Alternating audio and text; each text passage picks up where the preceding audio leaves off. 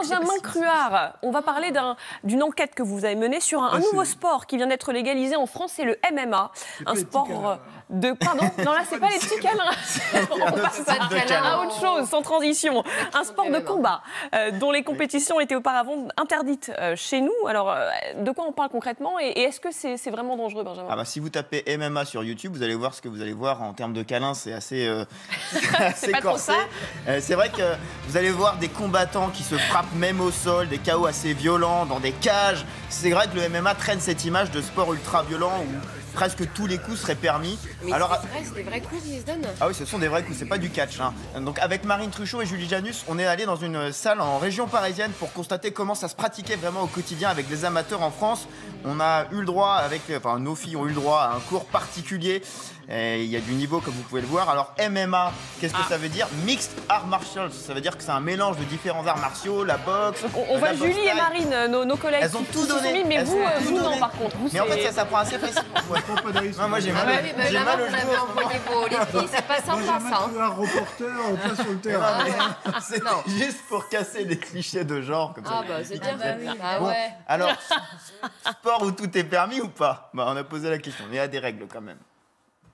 Pas le droit de pincer, pas le droit de mordre, pas le droit de chatouiller, pas le droit de tordre des petites articulations, pas le droit de frapper sur toute la partie de la colonne vertébrale. La cage permet donc de vraiment protéger les athlètes, les empêcher de sortir de l'art de combat et de se blesser.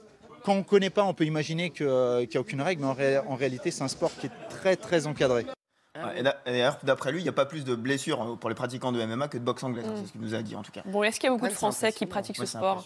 30 à 50 000 adeptes en France, d'après les chiffres. Ah oui. Alors, ce qu'il faut savoir, c'est qu'avant la légalisation officielle de tout, il y avait les entraînements qui étaient possibles, mais pas les compétitions. Maintenant, il va pouvoir y avoir des compétitions. Le problème, c'est qu'avant, vous aviez des compétitions clandestines. Donc, en légalisant, finalement, ce que nous disait le coach, c'est que ça, on va dire, légalise et que ça sécurise les combattants. La pratique.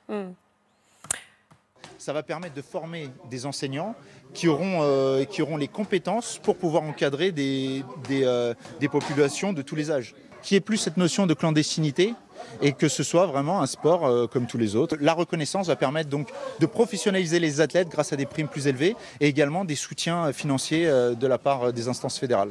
Voilà, il y a un gros potentiel aussi de licenciés. C'est la fédération de boxe qui a raflé la mise pour encadrer ce sport.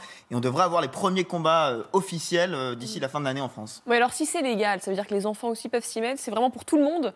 Potentiellement oui. Vous avez du MMA éducatif, c'est ce qu'on nous a dit. Donc dès 5 ans, vous pouvez initier votre enfant. Alors c'est soft évidemment. Et puis alors, on va peut-être casser un peu les clichés parce qu'on s'interrogeait sur ce plateau. Il n'y a pas beaucoup de femmes sur les images, vous l'aurez noté. Ouais. Et pourtant, la directrice de cette salle veut un peu casser nos clichés. Oui, ça peut être aussi un sport tout à fait ouvert aux femmes.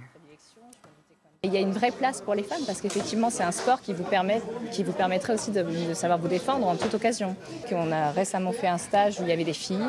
Toutes les techniques de portée, de se dégager, de défense par rapport à un étranglement, de défense au sol, etc., ont été mises en application. Donc c'est vraiment possible, et pour les femmes et même pour les enfants.